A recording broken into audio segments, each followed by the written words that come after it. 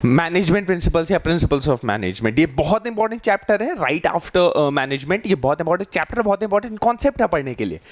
इसको ठीक से, इसकी नेचर को ठीक से समझने के लिए हम इसको काफ़ी चीज़ों से कंपेयर करते हैं, like pure science, like management और लाइक वैल्यूज। इससे हमें इसकी एक्चुअल नेचर का पता लगेगा, right. First, principle management principles versus principles of pure science. Management principles are not as rigid as principles of science. जब हम साइंस प्रैक्टिस करते हैं, जब हम साइंस के कोई से एक्सपेरिमेंट फॉलो करते हैं, तो हम एक सर्टेन सेट ऑफ रूल से फॉलो करते हैं। लाइक से केमिस्ट्री के लिए अगर हमें कोई फॉर्मूला बनाना है तो वी नीड एक certain proportion of certain chemicals. हम ये नहीं कर सकते अपने मन से कोई भी केमिकल मिला दिए, ब्लास्ट हो जाएगा।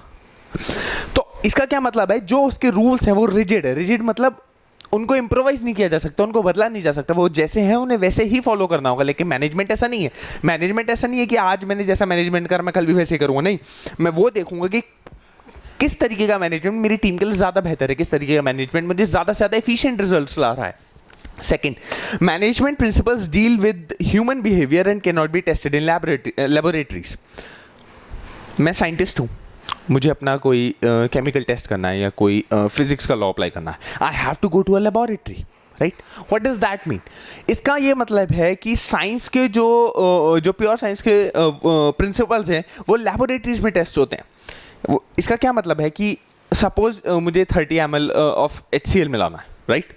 मैंने 35 ml मिला दिया, कुछ अलग रिएक्शन हुआ। ये कब पता लगा मुझे? जब मैंने एक्चुअल लेबोरेटरीज में जाके टेस्ट किया। बट नहीं, management principle deal with human behaviour. जैसे मेरी, क्योंकि we all are humans, management humans पर अप्लाई होता है।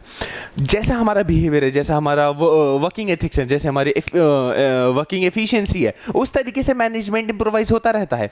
आज मेरी टीम बहुत एक्टिव है, मैंने कम समय में ज़्यादा से ज़्यादा टाइम करा। कल मेरी टीम थकी हुई है, so this is human behaviour. अब मैंने अपना मैनेजमेंट का तरीका थोड़ा चेंज कर दिया। कल मैंने थोड़ा मुश्किल काम नहीं था, इजी काम ज़्यादा कर लिया, राइट। तो this is what management is all about. Management principle deal with human behaviour. वो किसी रिजिड सेट ऑफ रूल्स को फॉलो नहीं करते और लैबोरेटरीज में टेस्ट नहीं होता। Second, management principles versus techniques of management. So techniques are procedures और मेथड्स। What are techniques?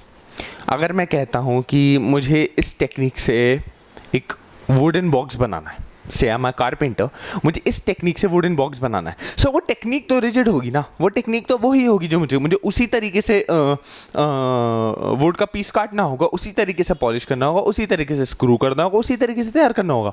ऐसा तो नहीं मैं पहले कुछ और कर दूँ कुछ और कर दूँ, नहीं, राइट। तो टेक्निक्स ऑफ प्रोसीजर्स और मेथड, यही मेथड है एक वुडन बॉक्स बनाने का, right. Principles are guidelines to take decisions. Okay, तो अब क्योंकि I was creating a wooden box, तो मेरे पास सर्टेन रूल्स थे कि मुझे इस तरीके से करना है, which was pretty certain, which was rigid ना। प्रिंसिपल्स तो गाइडलाइंस है, प्रिंसिपल्स कोई एक रिजिड रूल नहीं है, कोई जबरदस्ती का रूल नहीं है कि आपको इसी तरीके से मैनेजमेंट करना, आप पे काम कर रहा है नहीं कर रहा, मतलब नहीं। प्रिंसिपल गाइडलाइन है कि आपको इस तरीके से मैनेजमेंट करना चाहिए। लेकिन अगर आपकी टीम के लिए अप्लाई नहीं हो रहा है तो आप इसको इस तरीके से चेंज कर सकते हो। तो हमारे पास एक गाइडलाइन तो है। सपोज अगर मैं यहाँ एग्जांपल दूं, अभी हमारी जो बेसिक गाइडलाइन है वो ये है कि we have to shoot with a camera, we have to shoot with a lightning.